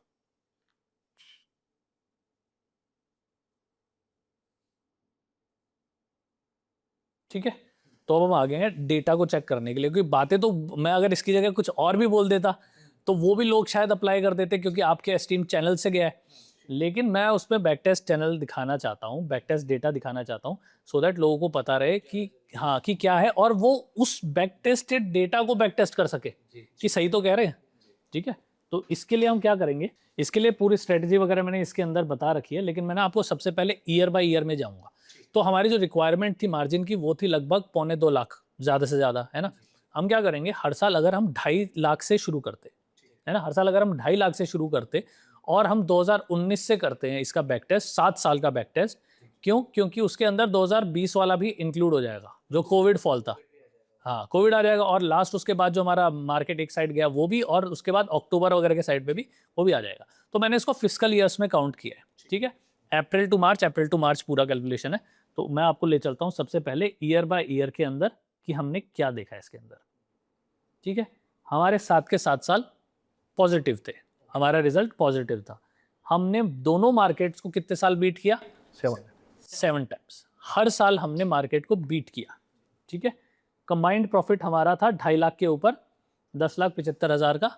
ये तब है जब हम 31 मार्च को या 30 मार्च को सारी ट्रेड्स क्लोज कर देते हैं, है ना। हो सकता है उसके कंटिन्यूशन में फिर जाती होती तो और अच्छा होता, लेकिन मैंने इसको आपके इस पर्पज़ के लिए कि मान लो आप 2.5 लाख लेके चल रहे हो, आपका ज़्यादा से ज़्यादा रिस्क कितना होगा, 2.5 लाख का ही तो होगा। 2.5 लाख का भी नहीं होगा, आपको मार्जिन खत्म होगा, उसको काट देगा आपको, है ना। तो आपका रिस्क उतना ही होगा, इससे ज़्यादा रिस्क नहीं है। तो आपका रिस्क कैपिटल के टर्म्स में होगा, इसका लॉस के टर्म्स में नहीं होगा, क्योंकि हम लोग दिन में ट्रेड कर भी नहीं रहे, है ना। लेकिन आपका 7 के 7 साल आपका पॉजिटिव आया। अब किस तरीके से रिजल्ट आया उस पर चलते हैं। आपका मैं आपको पहले वर्स्ट ड्रॉडाउन दिखा देता हूँ इसका। 18% का है, लगभग 57,000 का, है ना। एक टाइम पे मार्केट इतना तक डाउन गया था। देखो, जो ड्रॉडाउन होता है ना स्ट्रेटजीज के अंदर, वो क्लोजिंग बेसिस पे नहीं होता, वो जाता है कि कितने तक गया था। हाँ, लोएस्ट पॉइंट कितना हमारा कैपिटल एक टाइम पे था। हो सकता है इसके बाद यही वाली ट्रेड के अंदर 20,000 और रिकवर कर गया हो, बट ये देखना बहुत ज़रूरी है, क्योंकि मार्जिन कॉल इन्हीं पे आ जाता है। ठीक है, तो ये इतना हमारा था 2.5 लाख पे। ठीक है, मैं आपको दिखाता हूँ रिजल्ट साल का साल में। ठीक है, प्रॉफिट है हमारा हर साल का। ठीक है, आपका एंडिंग कैपिटल 2.5 लाख से हम शुरू कर रहे हैं हर साल पे, और ये आपके पीरियड्स के अकॉर्डिंग है। स्ट्रेटजी का रिजल्ट क्या था? 53% 2019 में, 75%, 57, 69, 32, 57 और 83। ठीक है, हमारे निफ्टी फ्यूचर्स के क्या रिजल्ट थे? अगर आप कंपेयर करोगे तो ये दोनों मार्केट को, यानी अगर आप सिर्फ निफ्टी में रहते, है ना, दीप अगर सिर्फ निफ्टी में ट्रेड करते रहते और मो अगर सिर्फ गोल्ड में ट्रेड करते रहते, ठीक है, तो अगर वो पूरी की पूरी मूवमेंट भी कैप्चर कर लेते जो भी पॉजिटिव उस साल गई, तब भी वो इसको बीट नहीं कर पाते, क्योंकि कंबाइंड उन्होंने एक स्ट्रेटजी बनाई जो कि दोनों मार्केट में सही टाइम पे एंट्री एग्जिट कर रही थी। ठीक है, तो यहाँ पर तो जैसे आप देखोगे कि गोल्ड में 4% के रिटर्न थे, उस साल 75% रिटर्न थे। अब सिमिलरली अगर आप देखोगे लास्ट ईयर 2025-26 के अंदर हमारे निफ्टी के रिजल्ट कितने थे, है ना, -5%, लेकिन हमारा गोल्ड भागा तो हमें गोल्ड पे रिजल्ट है ना। तो यहाँ पे हम ना हैज कर लेते हैं अपना पोर्टफोलियो पूरा कंप्लीट तरीके से, जितना मैं पूरे अच्छे से समझ पा रहा हूँ। और एक तरह से जो हैज पोर्टफोलियो होता है ना, जो बड़े बड़े फंड मैनेजर यूज करते हैं, उस तरीके की स्ट्रेटेजी आपको सलाह शेयर कर रहे हैं। और बैक टेस्टिंग आपके सामने, सबसे पहला जो इंपॉर्टेंट चीज जो आपको देखनी है, ड्रॉडाउन। आपको यहाँ पे ड्रॉडाउन समझ के चलना है। अगर ड्रॉडाउन इतना लॉस आप नहीं ले सकते, पहले आपको माइंडसेट देखना है कि भाई मैं इतना लॉस ले सकता हूँ या नहीं ले सकता। अगर ले सकते हो तभी इस पे जंप करना, पहली चीज। दूसरी चीज जो आपको दिख रही है आपके सामने स्क्रीन पे भी सर ने भी शेयर किया, ये इतना शानदार रिटर्न है ना, मतलब मैं तो सर इसके आधे पे भी बहुत खुश हो जाऊंगा। अगर मुझे इसका आधा भी मिल रहा है, और वो भी निफ्टी और गोल्ड ट्रेड करके। लोग स्कैल्पिंग कर रहे हैं 5-5 मिनट के टाइम फ्रेम पर, जहां पे उन्हें हर सेकंड नया डिसीजन लेना है, और हम यहाँ पे हर 3 महीने में, 2 महीने में एक डिसीजन ले रहे हैं। तो ये बहुत ही शानदार स्ट्रेटेजी जो आपने हमारे साथ शेयर किया, हमारे दर्शकों के साथ में शेयर किया। Thank you so much for this. एक बार आप और इसको एक्सप्लेन कर दीजिए। जी, तो है ना, क्या होता है ना कि छोटे टाइम फ्रेम से ना ज़्यादा रिलायबल बड़ा टाइम फ्रेम होता है ना। जैसे छोटा बच्चा जो होता है ना, उसकी बात पर उतना विश्वास नहीं किया जाता जितने बड़े आदमी की बात पे किया जा सकता है, क्योंकि उस पर ज़्यादा टाइम स्पेंड किया गया है और वो ज़्यादा क्वालिटी डिसीजन मेकिंग के लिए डेटा प्रोवाइड करता है। मैं आपको बताता हूँ महीने के हिसाब से हर महीने क्या क्या चल रहा था, है ना, क्योंकि हीट मैप देखने में मुझे बड़ा मज़ा आता है। तो मैं आपको हीट मैप भी दिखाता हूँ इसके अंदर। अच्छा, एक बार पहले, उससे पहले हम चलो मैं पहले इसे ड्रॉडाउन पे लेके जाता हूँ। ये तो हमने रिजल्ट देख लिया, हम हर साल का ड्रॉडाउन भी देखेंगे 2.5 लाख के ऊपर, बहुत ज़्यादा ज़रूरी है। तो हर साल का अगर हम ड्रॉडाउन देखेंगे आपके 2.5 लाख के उसके ऊपर, तो एक साथ में हमारा आया 7% का, एक में 9, 9, 10, 14, 18 और 10%। तो ये हमारा हाईएस्ट रहा 57%। उसके बाद में हमारा 39,000 था, फिर 32,000 था, 40,000 था। ये हमारा एवरेज जा रहा था। कभी भी आप ट्रेड करोगे, आप एक तरफा नहीं जा सकते, ठीक है ना। कोई भी जो भी आपके ग्राफ रहेगा ना, वो ऊपर नीचे ही जाएगा। कोई भी ग्राफ अगर आपको कोई दिखाता है बैक टेस्ट के अंदर जो सीधा ऐसे रॉकेट बना हुआ है, भागो ठीक है, उधर मत जाओ, समझ जाओ। सर वही बोलता हूँ, जो 95% एक्यूरेसी वाली ट्रेड होती है, वो जनरली आपको कहीं ना कहीं कैपिटल आपकी वाइप आउट कर सकती हैं। ये आप मान के चला करो। छोटे लॉस आपके ही सिस्टम के लिए, आपकी कैपिटल के लिए हेल्थी है, ये आप मान के चलो। बिल्कुल सही कह रहे हो आप। अच्छा, मैं एक और चीज़ इसके ऊपर बता देता हूँ। ये जो पूरा बैक टेस्ट किया है मैंने, इस पे मैंने 5 बीपीएस का बेस पॉइंट का स्लिपेज काटा है, ठीक है। और जो भी चार्जेस उस टाइम पे मतलब पास्ट में जितने भी चार्जेस गोल्ड मिनी पे लगते थे या फिर निफ्टी फ्यूचर्स पे लगते थे, वो भी कट किए हैं। ये आपने बहुत अच्छे से क्लियर कर दिया, नहीं तो नीचे जरूर कोई एक बंदा कमेंट करता है कि इसमें चार्जेस तो सर ने ऐड नहीं करे, तो चार्जेस भी सब कुछ। चार्जेस, स्लिपेज सब ऐड किया है, और मैंने इसीलिए आपको इसको आपके ट्रेडिंग व्यू पे नहीं दिखाया, क्योंकि वो पास्ट के लॉट साइज और चार्जेस को उस तरीके से कैलकुलेट नहीं करता जिस तरीके से हमने डिराइव करके यहाँ पर निकाला है, ठीक है। माइंडेड की ये मेरी एक स्ट्रेटजी है बहुत सारे में से। तो ये स्ट्रेटजी के ऊपर भी अगर लोग रूल्स लगाते हैं, अपना माइंड यूज करते हैं, अपने और क्रिएटिविटी यूज करते हैं, वो इसको और बेहतर बना सकते हैं, है ना। अगर वो एसएल से यूज करना चाहते हैं, जैसे भी कर सकते हैं। तो ये जस्ट एक टूल है जो हम आपके माध्यम से वहां पर बता रहे हैं। आप हमें प्रॉमिस करो कि आप सेकंड पार्ट के लिए भी आओगे और कुछ अपना नया पिटारा लेके आओगे अगली बार। बिल्कुल सर, ऑलवेज एक्साइटेड। ठीक है, तो ये हो गया हमारा यहाँ पर पूरा, ठीक है। 1 लॉट वाला मैं नहीं दिखा रहा क्योंकि ये तो सेम चीज़ ही आ जाती है ना। हाँ, सेपरेशन सीन में मैं आपको दिखाता हूँ, मैंने अलग अलग जो बना रखे हैं। सेपरेशन सीन के अंदर क्या है कि पूरे टाइम में 6 बार पॉजिटिव रिजल्ट आए थे निफ्टी के ऊपर, 7 बार आए थे गोल्ड के ऊपर। तो जो 6 बार आए थे उसमें टोटल रिजल्ट बनता था लगभग 5,25,000 का, और इसके अंदर बनता था 6 लाख, 6.25 लाख के हिसाब से। तो ये दोनों कंबाइन होकर हमारा प्रॉफिट आया है। मैंने सेपरेशन सीन इसलिए बनाया कि आपको पता रहे कि टोटल मार्केट में कहाँ पर एंट्री और कहाँ पर एग्जिट हुई थी। जैसे मार्च के आसपास अभी यहाँ पर गोल्ड में हमारी एंट्री हुई है, और अगर आप पास्ट ईयर्स में जाओगे, ये पूरा डेटा, ये मैं पैनल भी आपको दे दूंगा, इसमें अंदर पूरा डिटेल में कहाँ पर एंट्री हुई थी, कहाँ पर एग्जिट हुई थी, तो सर ये आप डिस्क्रिप्शन बॉक्स में ये पीडीएफ दे सकते हो? जी, जी, मैं आपको इसका पूरा पीडीएफ बना के दे दूँगा और आगे फर्दर मेरे पास और भी आपकी ऑडियंस के लिए जो ट्रेडिंग व्यू पे बैठ के करना चाहते हैं, जो कैलकुलेशंस में भी उनको लगता है यार कोई सिस्टम बनाकर दे देता तो हो जाता, मैं वो भी दे दूँगा। लेकिन इन सब का मतलब ये नहीं है कि जस्ट आप यहीं पर रुक जाओ, है ना? आपको खुद का होमवर्क भी करना है, ये बात ध्यान रखना। बिल्कुल, ठीक है? यहाँ पर मैं स्कोर इंस्पेक्टर पे जा रहा हूँ, जो मेरी टोटल 168 ट्रेड्स हुई हैं, मतलब 168 क्लोजिंग के साथ में हुई है, यानी कि 84 ट्रेड्स हुई हैं, है ना? तो इसमें मैंने सारा बैक टेस्ट के लिए आपको कोई भी ट्रेड आपको उठा के मान लो आप 55 नंबर की ट्रेड डाल रहे हो, ठीक है? तो आपको 55th नंबर की ट्रेड आ जाएगी। उस दिन हम लॉन्ग निफ्टी पे थे, ठीक है? 15 मिनट के चार्ट पे क्यों थे? उसका स्कोर भी यहाँ पर है कि यहाँ पर 7.86% पे ये था और आपके गोल्ड मिनी का स्कोर 2.9 था, इसलिए हम गोल्ड के अंदर थे। ठीक है, सारी की सारी आपकी जो 84 ट्रेड्स हैं जो हमने स्विच की हैं और किया है, रोल ओवर भी किया है, वो सारा आपका यहाँ पर डिफाइन होगा। पोर्टफोलियो की गाइडेंस हमारी है कि उस टाइम पे लॉन्ग निफ्टी करना है, ठीक है? ये आपका है। और ट्रेड रिकॉर्ड्स अगर आपको सेपरेटली देखना है तो ये आपका ट्रेड रिकॉर्ड है, ठीक है? अगेन ये बैक टेस्टेड रिजल्ट है, यही एक्सपेक्ट ना करें कि यही फ्यूचर के अंदर होगा। ये डिस्क्लेमर मैं फिर से देना चाहता हूँ, ठीक है? तो ये सर आपका पूरा बैक टेस्ट स्ट्रेटजी के साथ में था। इस स्ट्रेटजी पे जहाँ पे आप सिर्फ 2.5 लाख लगाकर, है ना, ट्रेड कर रहे थे। अब रिजल्ट कितना आता है वो तो डिपेंड करता है, लेकिन ये एक रैशनल पॉइंट ऑफ व्यू से हम लोग अप्रोच करते हैं मार्केट को, कि स्ट्रेंथ देख रहे हैं मार्केट में और वहाँ अप्रोच कर रहे हैं। कई हेज फंड्स वगैरह, कई फंड्स वगैरह इसको यूज़ करते हैं, बहुत सारे करते हैं जब आपके मार्केट में स्विच करना होता है। इसके अंदर और एडिशनल जाओगे तो बॉन्ड्स वगैरह भी ऐड होते हैं, लेकिन जो कि नॉर्मल पब्लिक समझती नहीं है या चाहती नहीं है, इंटरेस्टेड नहीं है। बट स्टिल ये दोनों रीचेबल हैं और इन पे ट्रेड किया जा सकता है। एक और चीज़ मैं आपको दिखाना चाहता हूँ इसके अंदर। तो सर मैं आपसे ना ये पूछना चाहूंगा मंथली एवरेज रिटर्न क्या होंगे? एक बार आप वो भी आप हमें व्यूअर्स को दिखा देंगे तो ज्यादा क्लियर होगा। सही आपने याद दिला दिया मुझे। तो पहले तो मैं आपको एक ग्राफ दिखा देता हूँ, है ना? ये ग्राफ है, पॉजिटिव है, ऊपर जा रहा है, लेकिन इसके अंदर आप बहुत बार देखोगे कि ये डाउन भी आता है, बहुत-बहुत टाइम तक डाउन आता है और नीचे आ रहा है ना? तो जिसका स्लोप है एकदम डिफाइंड नहीं है कि ऊपर ही जा रहा है, ये प्रैक्टिकल ग्राफ्स होते हैं, ठीक है? और जो आपके हीट मैप है, ये वो कुछ इस तरीके से है, ठीक है? पर मंथ का ये एब्सोल्यूट वैल्यू पे जो बुक हुआ है ये उसको दिखा रहा है, जो कंटिन्यूशन में गया वो तो आगे जाएगा। अब आप देख रहे हो कि मंथ के अंदर प्रॉफिट्स भी दिख रहे हैं और लॉसेस भी हैं, उसको भी आपको समझ के चलना पड़ेगा।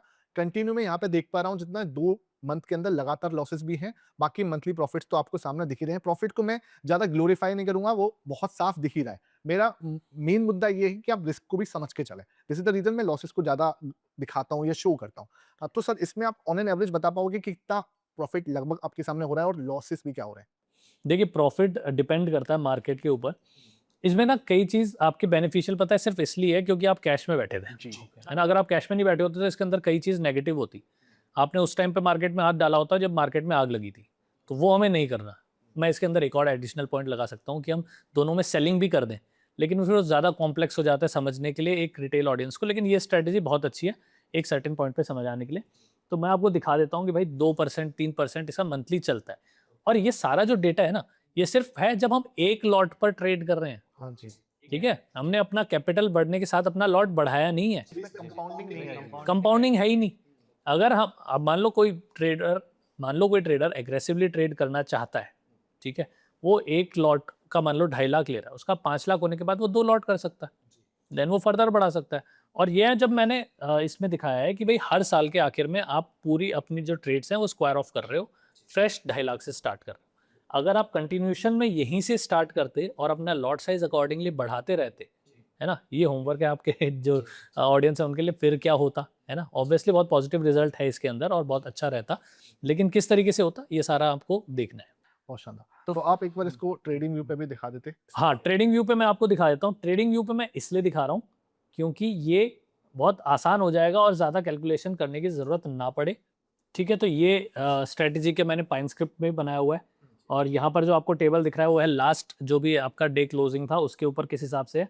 और अगर मैं यहाँ पर जाता हूँ, ये 9:30 बजे का कॉल आएगा आपको on the basis of 9:15 close, 9:15 के क्लोज के बेसिस पर आएगा। तो इसके अंदर आपका पूरा आपको दिख जाएगा कि होल्ड करना है निफ्टी, लेना है निफ्टी या फिर आपको कैश में बैठना है। हर 9:15 बजे हर दिन पे आपको इसका कॉल आ जाएगा। इससे सिंपल बनाया नहीं जा सकता इसको, ठीक है? तो ये आपकी वो ट्रेड्स हैं जहाँ पर आप उसको कैश में ले रहे हो। ये तो सर आपने उनका जो मेन वर्क है जिसे एग्जीक्यूशन बोलते हैं वो भी आपने बहुत ही सिंपल कर दिया। अब तो बस आपको ट्रेड लगानी है। खुद से बैक टेस्टिंग ज़रूर करना भाई, रिक्वेस्ट है, क्योंकि आप अगर बिना बैक टेस्टिंग के कूदोगे तो 2 ट्रेड के बाद बाहर हो जाओगे। रीज़न वही है कि आप ना बैठ नहीं पाओगे, तो इसलिए प्लीज़ थोड़ा बैक टेस्टिंग ज़रूर करना। सर ने ना आपको अपना है ना सेटअप तो बहुत अच्छे से समझा दिया है, लेकिन है ना बैक टेस्टिंग ये होती है भाई, रियल में ये होती है जो सर ने ये ना मतलब बैक टेस्टिंग नहीं पूरी मेहनत है सर की, कि कितना टाइम लगा होगा आप खुद भी देख सकते हो। जबकि आपने 2 चीज़ें लिखी पेन पेपर पे, बस आपकी बैक टेस्टिंग हो जाती है, 1 घंटे में हो जाती है। भाई बहुत मेहनत लगती है, सीखो आप कुछ सर से, रियली में मतलब हमें खुद को भी सीखने के लिए मिला है भाई। रियली में डेफ़िनिटली बहुत अच्छी हमने चीज़ है, आपसे बहुत कुछ सीखा है। मतलब इसमें समझ में आ रहा है इतना कि शायद मतलब डीप में जाना ही अपने आप में एक बहुत बड़ी बात है sir. Thank you Mohit ji. वो क्या है ना यार, मैं ऐसे ना ईएमआई काट के मैं भी दिखा सकता था, है ना? लेकिन क्या होगा ना कि अगर आपकी ऑडियंस ने प्रॉफ़िट नहीं किया या उसको कुछ सीखने को नहीं मिला, तो फिर उस चीज़ का फ़ायदा क्या हुआ? सही बात है, बिल्कुल। है ना? तो ये जो गोल्ड में है, ये गोल्ड की ट्रेड्स हैं जो उस टाइम पे जा रही थी, है ना? और बाकी इस तरीके से सारी ट्रेड्स हैं, आप देख सकते हो। अधिकतर हैं जो वो कह रही हैं कि कंटिन्यू करो जो चल रहा है ना? और बाकी आपकी ट्रेड्स कह रही हैं कि जो आपका चेंज है वो आपको करना है। और ये एक्चुअली मैंने गोल्ड के चार्ट पे लगाया, क्योंकि जो आपका निफ्टी का चार्ट है वो मैं आपको दिखा देता हूँ। निफ्टी का जो चार्ट है वो आपका चलता है 3.5 तक, तो 3.5 के बाद तो वो गायब हो जाएगा ना, हाँ जी, वो तो साढ़े फिर उसमें फिर हम ये वाली ट्रेड्स नहीं दिखा सकते। तो ये आपका ये जो यहाँ वाला है, ये आपका निफ्टी का है, और ये आपका ऊपर है। ये तो यहीं तक क्लोज हो जाता है, लेकिन वो वाला मार्केट ज़्यादा चलता है, इसलिए सारी जो मैंने इम्प्लीमेंटेशन है वो उस तरीके से की। जैसे यहाँ पे बोल रहा है कि गोल्ड लो, तो उस दिन निफ्टी डाउन गया ना, लेकिन ये गोल्ड ऊपर गया।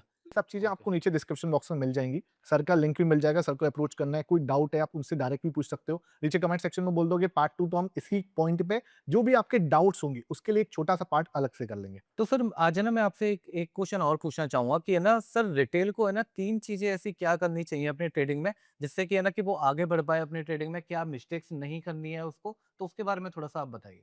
जी। मोहित जी, सबसे पहले तो बोरोड कन्विक्शन पे बिल्कुल भी ट्रेड नहीं करना। जिसने कोई ट्रेड बताई है आपको या स्ट्रेटजी बताई है, उसे बैक टेस्ट करो, उस पे यकीन हो तभी ट्रेड करो। अवॉइड करो उस इंसान को जो बैक टेस्ट नहीं बता रहा, पहली बात। और दूसरी चीज़ है ये कि आजकल पूरा का पूरा रिटेल अभिमन्यु बना हुआ है। मतलब उसे चक्रव्यूह के अंदर एंटर तो करना आता है, लेकिन उसे बाहर आने की नॉलेज नहीं है, जो कि बहुत हार्मफुल है। इसमें दिक्कत ये होती है कि जो भी आपके ट्रेडर्स होते हैं, वो एंटर करते हैं, उसके बाद में चाहे प्रॉफिट चल रहा हो, लॉस तो अलग बात है, प्रॉफिट भी चल रहा हो, तब भी वो प्रॉफिट भी नहीं निकाल पाते उसमें, क्योंकि उन्हें पता ही नहीं है कि एग्जिट कब करनी है। तो वो जो प्रॉफिट कब निकालना है या लॉस कब कट करना है, ये बहुत इंपॉर्टेंट रहता है। ये दूसरी बात है। तीसरी बात ये, जो पेशेंस वाली हमने कही कि भाई एक स्ट्रेटजी लगाओ तो उसको टाइम तो दो। चौथी बात कि आपका रिस्क मैनेजमेंट बहुत ज़रूरी है। Risk management not in terms of SL, मतलब पोजीशन साइजिंग में भी। आप एक ट्रेड के ऊपर बहुत बड़ा पैसा नहीं लगाओगे, है ना? आप उसको डिवाइड करोगे, यार एक पे मैं ज़्यादा से ज़्यादा 2% का लॉस खा सकता हूँ, इतना ही करना है। तो ये बहुत ज़्यादा ज़रूरी रहेगा एक रिटेल के लिए, कि जब भी वो एंटर कर रहा है तो ये सारी चीज़ों का ध्यान रखे और अपनी साइकोलॉजी डेवलप करे। मार्केट है ना, मार्केट ही होता है, ठीक है? वो कोई दुश्मन नहीं है। उससे आप है ना रिवेंज लेने नहीं जाओगे। अगर उसने लॉस किया, आपका लॉस हुआ है, उसने आपका लॉस नहीं किया। ये ज़ीरो सम गेम है, किसी और का प्रॉफिट हुआ है। तो मार्केट ने आपसे नहीं किया कि आप बदला लेने जाओगे कि आज ही सारा रिकवर कर लूँ। तो ये बहुत इंपॉर्टेंट है कि आप इस चीज़ ध्यान रखो कि रिवेंज ट्रेडिंग कभी नहीं करनी। जिस दिन आपका गेम नहीं चल रहा है या आपकी स्ट्रेटजी नहीं बंद कर दो, जाके आराम से बैठो। अगर मैं इसको 1-2 लाइन में अगर खत्म करूँ तो उसका मतलब सीधा-सीधा ये है कि आपकी एंट्री, एक्सिट और स्टॉप लॉस जो है, आपकी ट्रेड में एंट्री होने से पहले आपको पता होना चाहिए कि आपको एक्सिट कहाँ पे लेना है। और दूसरा, अपनी पोजीशन साइजिंग को जो है वो आपको तुरंत डबल नहीं करना है। जैसे कि आपको 2-4 दिन प्रॉफिट हो जाए तो ये नहीं कि आप उसमें लॉट बढ़ा रहे हो। एक सर्टेन एक फिक्स लॉट पे जो है वो आपको कुछ टाइम बिताना है स्ट्रेटजी में, उसमें प्रॉफिट होता है तो आपको जो है वो एक सर्टेन टाइम के बाद में अपनी पोजीशन साइजिंग इंक्रीज़ करनी है। तुरंत नहीं कि 2 दिन बाद की आपको लॉट बढ़ाने हैं। तो सर एक चीज़ और पूछनी थी, क्लोजिंग ऑक्शन और सेशन जो आपका चल रहा है, इसके ऊपर भी आप 2 पॉइंट बनाओ कि भाई क्या हो सकता है, आगे क्या करना चाहिए? और एक रिटेल ट्रेडर का इसके अंदर क्या, आप बाहर कैसे आए सबसे? इसके जो केओस मचा हुआ है, इससे कैसे बाहर आना चाहिए? गुरदीप जी, मुझे लगता है ना कि ये जो सिस्टम्स बना रहे हैं ना, सेबी का मोटिव इसके लिए ख़राब नहीं है। मुझे लगता है उनका जो ऑब्जेक्टिव है ना, वो ये है कि मार्केट को सॉर्ट कैसे किया जाए। ऑब्वियसली एक ऑब्जेक्टिव ये है कि ऑप्शंस ट्रेडर्स जो हैं उनको थोड़ा सा कम किया जाए, क्योंकि स्पेकुलेशन ट्रेडिंग के अंदर सबसे ज़्यादा लॉस होते हैं। और इंडिया बहुत ज़्यादा पैसा, जैसे कि जेन ट्रेडिंग, क्या नाम था जय सॉरी, श्री कृष्ण। जेन, हाँ, जैसे जेन स्ट्रीट वगैरह को दे चुका है। तो इसलिए उनका मिनिमाइज़ करना तो है, लेकिन इसका सॉर्ट करने का भी इनका है। लेकिन जो इम्प्लीमेंटेशन है, वो इससे बेहतर होती तो ज़्यादा बेहतर होता, क्योंकि मुझे लगता है कि नेक्स्ट डे के गैप अप या गैप डाउन की जगह वो same day gap up gap down करना और रिटेल को मौका ना मिलना मिलना एंटर के लिए, ये एक फ्रस्ट्रेशन का पॉइंट हो सकता है। लेकिन इस टाइम पे थोड़ा सा वेट करो, मार्केट भी सेटल होगा, आपको स्ट्रेटजीज भी बेहतर आएंगी और समझ में भी आएगा। तो इस टाइम पे ये टाइम होते हैं जब जब चेंजेस होते हैं ना, कि थोड़ा सा पेशेंस रखो। जाएंगे कुछ टाइम बाद जो। मैं इसमें 2 हाँ। पॉइंट और अपनी साइड से भी ऐड करना चाहूँगा कि इसके अंदर ना आपको ये समझना पड़ेगा कि आपको डाइवर्सिफ़ाई करना पड़ेगा। ये ट्रेडिंग जो हमारा जो मार्केट है ना अभी डेवलप हो रहा है, ये बढ़ रहा है। इसके अंदर रूल्स आ रहे हैं, नॉर्म्स आ रहे हैं, नई-नई चीज़ें अभी इन्वॉल्व हो रही हैं। तो हमें क्या करना पड़ेगा, आपको डाइवर्सिफ़ाई करके रखना पड़ेगा। आप सोचो कि मैं किसी ऑप्शंस स्ट्रैटेजी, ऑप्शन बाइंग में ही अगर लगा रहूँगा तो कुछ भी कभी भी चेंज हो सकता है, क्योंकि हमारा मार्केट अभी डेवलपमेंट फ़ेज़ में है। तो उसमें हम कुछ नहीं कर सकते, वो हमारे हाथ में नहीं है। तो आप ऐसी जंग ना लड़ें जो आपके हाथ में नहीं है, पहली चीज़। दूसरी चीज़ जो होगी, आप उसके अगर ना मतलब मैं तो चाहूँगा कि अगर आप स्विंग ट्रेडिंग से स्टार्ट कर सकते हो, ठीक है? मतलब आप डाइवर्सिफ़ाई, मैं ये नहीं कह रहा कि ऑप्शन बाइंग मत करो, ऑप्शन सेलिंग मत करो, करो, लेकिन डाइवर्सिफ़ाई ज़रूर करो। और दूसरी चीज़ जो है, उसमें सबसे इम्पोर्टेंट चीज़ भैया आपको रिस्क को मैनेज करके चलना पड़ेगा। अगर आपने रिस्क मैनेज नहीं किया, कभी भी कोई भी रूल्स की वजह से भी, चाहे आपकी खुद की पोज़ीशन, खुद की गलती की वजह से भी बड़ा लॉस कभी नहीं होना चाहिए। आज का ये सेशन हम इसी के साथ में खत्म करते हैं। एक सेटअप काफ़ी आपको कैसा लगा नीचे कमेंट सेक्शन में ज़रूर बताना। Thank you sir for coming. Thank you.